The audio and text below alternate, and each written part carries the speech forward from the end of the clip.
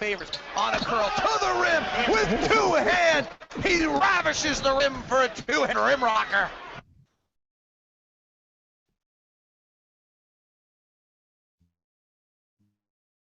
It is coming to you live from Chicago one more time after a brilliant performance last night.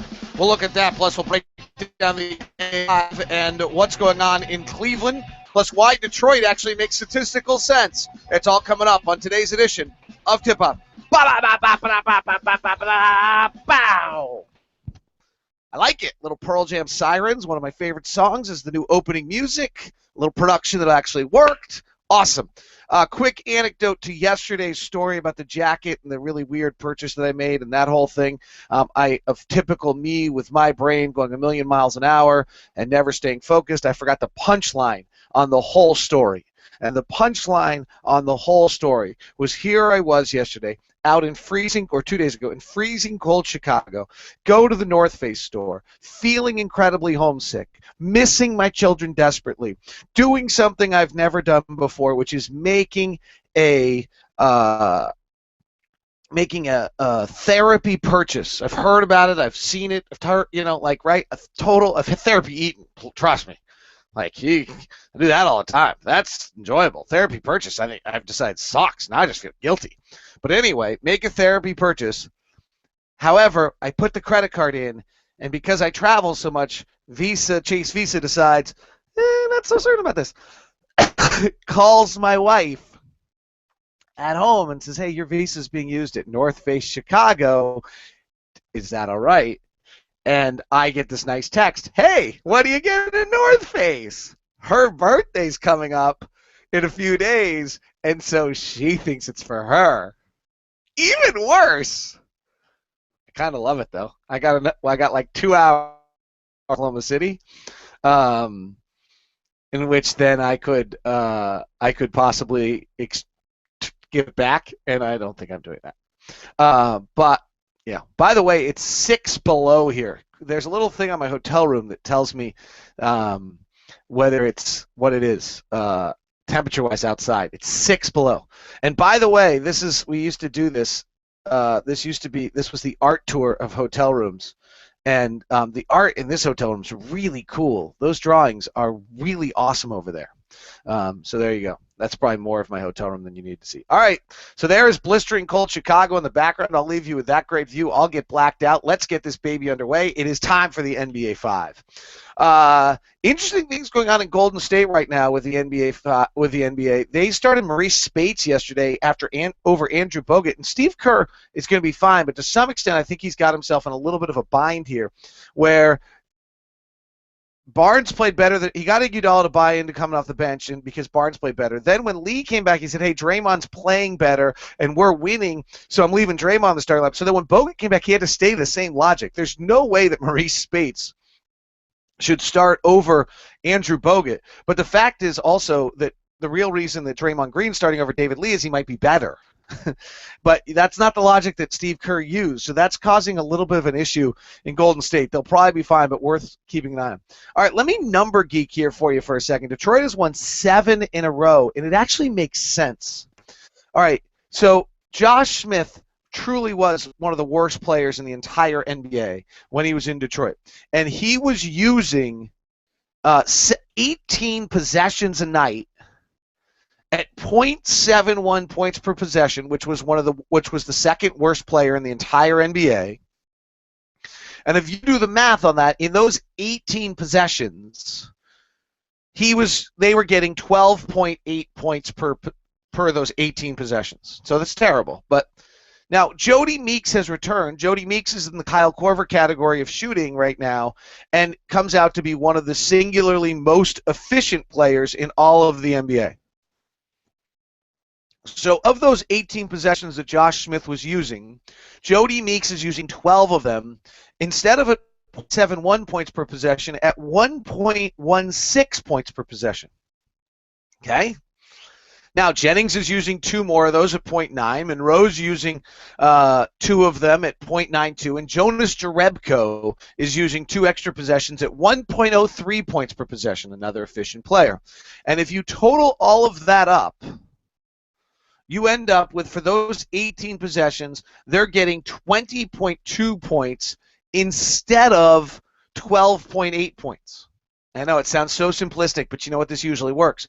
Here's what's crazy about that. That's 7 points. A point is worth about 2.7 wins. A single point is worth 2.7 wins. So that comes out to a 20-win improvement. A 20-win improvement. Sounds crazy. But wait a sec.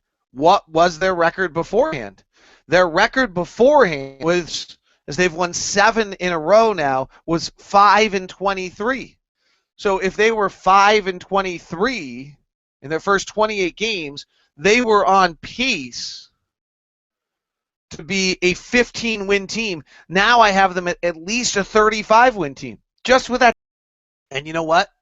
They're better than that. Pretty crazy. Pretty crazy. But the numbers kind of add up and math to the fact that you just get that incredibly inefficient player off of your roster and allocate it to possessions that are good possessions, and what happens, but you start winning. I think I was talking with a friend, I had lunch with a friend yesterday, and we were talking, and I think there is a story in the NBA that's not being discussed enough. If we go back to LeBron in Miami, in the opening, and some of this is hearsay, frankly, but I think this is how it happened.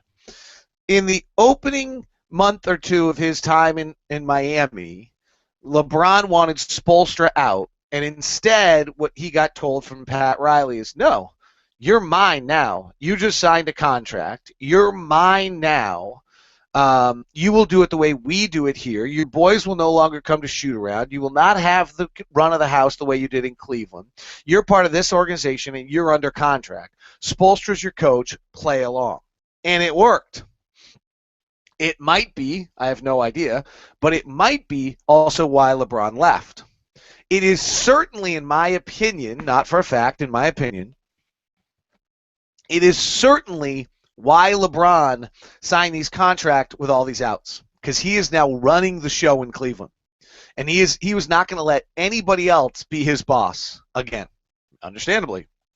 But now there's no doubt he is in complete control and running the show. So I think that's an undercovered aspect of his Miami tenure, why he might have left. Remember Pat Riley's speech at the end of the year too was all about how, we're going to run an organization and you got to ask yourself to do more. That was the speech right there. If you're coming back here, you're playing inside of our system, and that was a pretty simple response from LeBron, which was, no, well, I'm not. Actually, screw you. I'm not going to be your B again. And that's how it's played out. Now he's in complete control. He just made another trade, and he's got Timofey Mozgov, which I think is a nice addition. And that on paper, Kyrie Irving, Amon Shumpert with LeBron James, Kevin Love, and Timothy Mozgov looks okay. The fact is, though, here's where it doesn't look okay. LeBron's been at his best when he's a 4, when the driving lanes are open, when he's played with a big like Chris Bosh, who can hedge and trap on pick and rolls and get into a athletic, moving defense. And Timothy Mozgov can't do that, and Kevin Love can't do that. So otherwise, it doesn't look that good on paper. The key thing we got to remember is when Miami was at its best, LeBron was at the 4. And there's no way LeBron can play the 4 unless Kevin Love's on the bench. And then, if Kevin Love's on the bench, then Kevin Love leaves, and then the Kevin Love for Andrew Wiggins trade is the worst trade in the NBA history, because Andrew Wiggins is awesome. By the way, Memphis rumored to be out on deals because they need a little firepower. That, my friends, is your NBA 5. Remember, 801-237-38, 801-237-38 to ask a question to a player. Or to Ron Boone during a broadcast. My camera keeps going out. I wonder why. Wow. I mean, that last night is the giddy giggle game. It is. It's a giddy giggle game. We talked about the chorus of yums on the broadcast last night, which is what we used to do in my house as a kid when Mom made a good meal or Dad made a nice barbecue. Stereotypes. Accurate. We, would go around the table with a chorus of yums. Last night was a chorus of giggles and giddy giggles. Like, holy smokes, can we be this good? It lined up, okay? But yes, the next 3 days are going to be interesting. I assume we'll get run somewhere in the next 3 games. Oklahoma City's not playing well. They're kind of a mess. Houston and Golden State. At some point in this process, the talent level of one of those teams is going to go get us, I think. If they don't, if we're competitive in the next 4, holy smokes, we're really onto something. And what we're on to is there are 2 things in the NBA that are incredibly difficult to find. And one is the stud, and the other is a legitimate 7-foot rim protector, and we have that. Rudy's fabulous. He's just been fabulous. He's still got, this is going to be an issue. Let's see what happens. Quinn said it. He doesn't have to be, he's got to not be satisfied. Dennis Lindsey came out with Spence and Gordon, was almost forceful. There's still a lot of work to be done to get to where he's capable of getting to, which is a pretty exciting spot. And we're going to find out if the 22-year-old Frenchman is willing to go there. But that's, it's going to be up to him, frankly, at this point. It's not going to take coaxing from Quinn or coaxing from Dennis. He's frankly good enough that he can just kind of cruise if he wants to at this point and make a whole hell of a lot of money the rest of his life. But if he wants to be great, then we're going to find out. And I think he has it in him to be great. He's just a little bit of a jerk. And I mean that in a really nice way. Like, I'm a little bit of a jerk. Don't misunderstand, like I'm a big jerk. I'm probably too big a jerk. But hopefully people that move on to doing great things in life, not that I am doing that, but those that are, have a little jerk to them. Right? I mean, Britton and I talk about this all the time, that Rick Carlisle cut Britton Johnson and said, you're way too nice for this. Okay? That's a huge part of this. But Rudy's terrific. They shot 20 officially, according to NBA stats. I had the numbers a little differently. They shot 20 of 63 with Rudy on the floor. Our defensive efficiency with Rudy on the floor is 100. It's great. League average is 103. 100 is the magic number. If you can get your team to 100, you're an elite level defensive team that can win titles. With Rudy on the bench this year, we've been 112. But here's the more important number. Really, for all the Rudy talk, here's the most important number. Since the Washington game, since the East Coast road trip, now there's some East Coast teams in there, which is nice, but there's also some good teams. Over the last 13 games, we're 7-6 in the last 13 games. Our defensive rating with Rudy on the bench is a 105.7.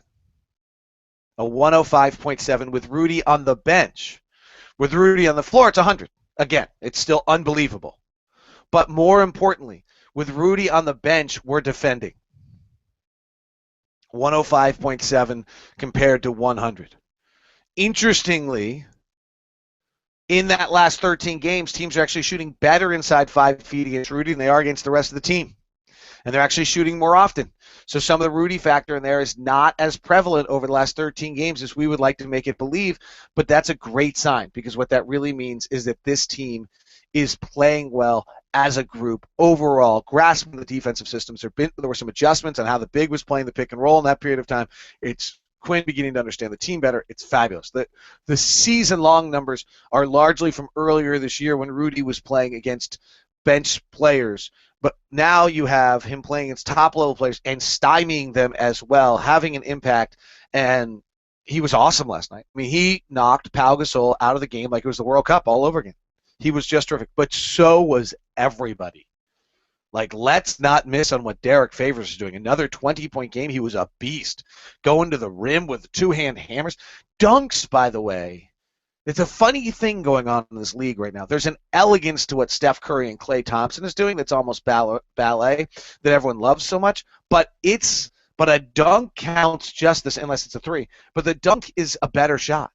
The power dunk to the rim is still the ultimate shot. So if Rudy Gobert, who lacks offensive skills, can go get 10, 8, 9 shots a night and dunk 6 of them, that's a hell of an offensive night. That's what Tyson, and Derek Favors has 2 or 3 dunks, plus he had a nice jumper here and there. He's hitting 40% of those jumpers. That's a big, big deal. He was, he's been a beast. Last night, Rudy Gobert and Derek Favors against Joakim Noah and Pau Gasol, and they outplayed him. at 23 and 22 years old. Sure, Chicago, I'm sure, was off. I'm sure Chicago, cold outside, miserable day, came in a little off. But more importantly is the Jazz never relented. They made an 8-0 run in the third quarter. You felt like it was coming, and they knocked them back. We hit the fourth quarter. The Jazz were up 12, and you're like, here it comes. A 5 of 23 fourth quarter with 5 turnovers. Chicago clamps down. They're the number 1 fourth quarter defense in the NBA, and boom, didn't happen. 14-2 run by the Jazz instead. Incredible. Simply incredible. Trey Burke's been pretty good, guys. For all, maybe there's something too that Dante Exum has that bad game. We all can back off the Dante Exum is ready to start love affair game and be a little more realistic about where Dante is. He's being used perfectly and carefully and cautiously and will be terrific. But let's let him go through the Rudy process, right? Oh my gosh, could you imagine if it just decides to do that? Like Rudy's a million times ahead of what anyone thought he was going to be. But maybe that's how we can do it with Dante, and he's still going to play. Dante's going to get somewhere around between 1,200 and 1,800 minutes this year. More than that, actually.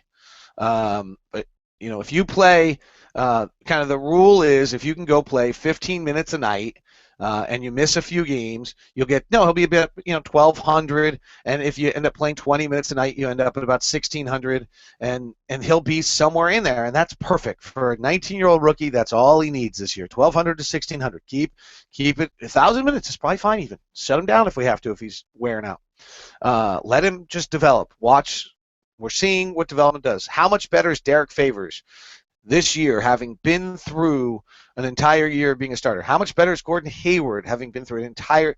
There's a process to this. Let it play out. Don't get so excited that we decide to hit the accelerator at some insane level on this thing, and we screw it all up. That's how you screw it all up along the way. But let it organically manifest itself in what looks to be very exciting ways. We're 7-6. I think over the last 13, if that's right, we're, we've won some nice games. We won 2 big road games. Maybe more impressively, if you look at our last 3 or 4 road games, they're against some good teams, and we're in games. This is really exciting. And Quinn's system is clicking in, and Atlanta should be really exciting to us. Atlanta is the only other team that's gone full Spurs. They went front office Spurs, head coach Spurs. The Warriors went agent and front coach Spurs. Orlando kind of went sorta. We've gone full out both levels. And sure enough, Atlanta's doing it, and it's working. It's working beautifully. Our last sequence of road games, by the way. We outplay the Pelicans but lose. We beat Miami, beat Orlando, lose in Charlotte out of exhaustion, beat Memphis, play the Clippers down to the wire, beat Minnesota, beat Chicago. Pretty good. The 6-point Atlanta loss looks a lot better than it did before. The Indiana loss, not so good. I mean, really, the coaches think it turned after they first saw it December 8th against Sacramento. Then they beat the Spurs, lose to Miami at home by 5 in a game, and then go to Washington, get beat by a much better team, and it all begins to come together. It's good stuff. There's a lot of good stuff taking place on this team right now. Hayward was a man last night. Jimmy Butler's really good. He beat the crap out of him last time. Didn't get him this time. That's another sign of growth. By the way, what happens if Derrick Rose isn't any good anymore? There's a chance. What happens if he's not any good anymore? Everyone stepped up. Everyone had a nice night last night. A lot of exciting stuff going on. All right, let's go to some of the questions. From Courtney Gardner. What do you think we will do with Kanter once the season's over? Gobert's much better defense, has some good potential offense. He has good potential offense because he can dunk. Let's not go think that he's going to be a post player or anything else yet. There's no signs of that. Rudy has exceeded all expectations and everything else, so maybe he'll develop that. But I'm a believer in the 9 shot attempts a game with 6 dunks. The Brandon Wright, Tyson Chandler offensive player to me has huge value. I don't know. I don't know what we're going to do with him in a week. It's a free agent. There's so much going on in that mix. He's an incredibly important client to his agent. You always have to understand the agent role in this whole thing. If Greg Monroe doesn't get an offer in the open market, is Enes Kanter going to get an offer from anyone? I don't know. I don't know what we're going to do with Kanter at the end of the season. Can we build a three-man big rotation between Gobert, Kanter, and Favors? Maybe. Ennis has improved greatly throughout the season. His offensive game continues to develop. His range is there. His touch is elite. His defensive prowess has become better. Let's let it play out. Let's let him develop. He's still in the process. Casey Greer. You should do a basketball reference study on Rudy's block and rebounding rate. It's pretty darn impressive having an all-time season. If he can keep those numbers up and increase numbers, do you think he'll continue to start when Kanter gets back? It's a good question. It's a legitimate question. I don't have any idea. I really don't. I don't know what the coach is doing. Well, hey, I don't think we're going to see Ennis. I don't think we're going to see Ennis again this trip. I guess today's practice would be the chance. If Ennis can practice today, then maybe he can play Houston. But if he doesn't play Oklahoma City, but if he doesn't play Oklahoma City, it seems unlikely he plays Houston, right? Just the way I'm just thinking about it, not from. I don't know anything medically. I'm just thinking about ankle-wise, right? Like if he couldn't play yesterday, we're practicing today. If he can't go today, then he can't play tomorrow. Then he can't play Saturday. Then we don't see him until Golden State. So let's see how this whole thing plays out. And Golden State's a tough matchup for everybody. Like, are you really, same question on Kanter to Rudy. Let's let it play out. Could Rudy develop the offensive game of Roy Hibbert? I guess. I don't really think of Roy Hibbert as having an offensive game, I guess. Is Roy Hibbert above league at? I wonder where Roy Hibbert ranks offensively in my numbers. I'm looking at that as we speak. Roy Hibbert comes out at just below league average shooting, and a Locke offensive rating of 2.4. League average is 9.3 right now. So he's a terrible offensive player. Maybe that's my concern, that he becomes the offensive player of Roy Hibbert, where you suddenly are forced to use him for 13 possessions a night because he wants the ball in the post and he stymies everything you're doing. There's nothing good about Roy Hibbert back to the basket in the post, by the way, generally. He's a 46% shooter, I think, working in the post. It's not good. Rudy is our best offensive player right now, according to the Locke offensive ranking. He goes to the free throw line 17% of his possessions. He turns it over 18. The Locke offensive rating does not count for turnovers. His points per possession used is 1.09, which is best on the team, which does account for that. He only uses 5 possessions a game. The question is, do you want Rudy to be using, if Rudy's playing 30 minutes a night, he's using 8 or 9 possessions a game, and do you want him using 12 or 14? He, I'm sure, wants that, but do we want that? I don't know if I think that that's a good idea. Rudy's Larry H. Miller rating is a 480. It's through the roof. It might be best in the NBA, actually.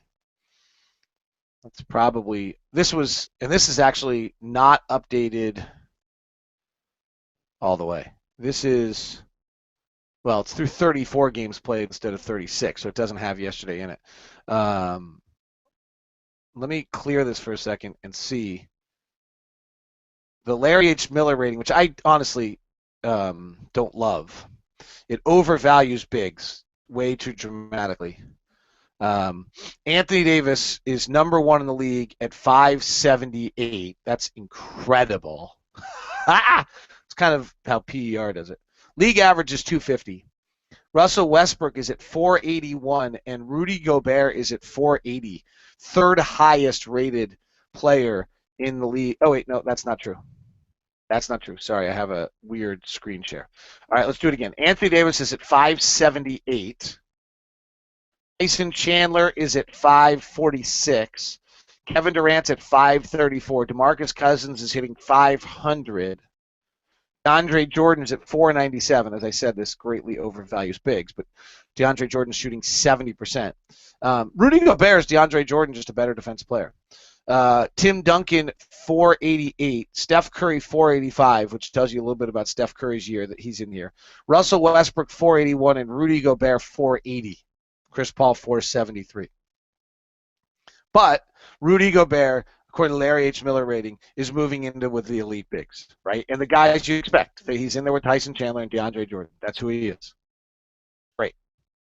Don't need more. Don't need to ask for more. It's great. Do I want Roy Hibbert's offensive game? Hell no. Aaron Hefner, as of today, Rudy development is game plan. Rudy plus Exum plus Hood plus Burks developing is critical to our future. Having said that, what do you think DL will look to add this offseason? We got to have shooting. I actually think we may be at a huge evolutionary span here if Rudy's really developing that changes a little bit of everything we're doing.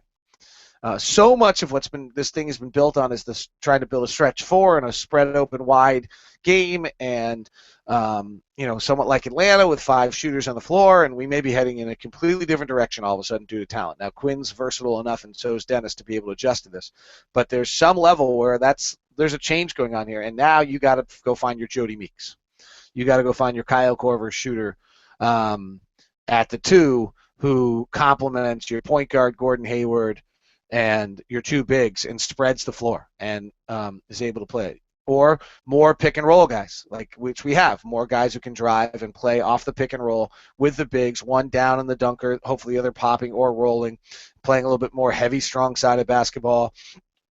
There's a lot to be done here. But I do think there may be an evolution of how we're playing as a team, that you're going to go play, similar to Zach Randolph and Marc Gasol. You're going to play similar to Pau Gasol and Joakim Noah. You're going to play similar to Anthony Davis, and we don't have Anthony Davis as an offensive player, but Anthony Davis and Omer Ashik, and with Ryan Anderson as your third big type player. I think there's a change possibly in a little bit of how we were being built and how we're playing if Rudy's going to be this player that he seems to be. The only thing I caution stuff like Rodney hasn't proven anything. I think he's gonna be fine. Alex still's got a long way to go, right, on that. And so, let guys develop. It's gonna take some time. We don't need to just guarantee that all of them are gonna come together. We don't need to throw Trey Burke out with the bathwater yet either.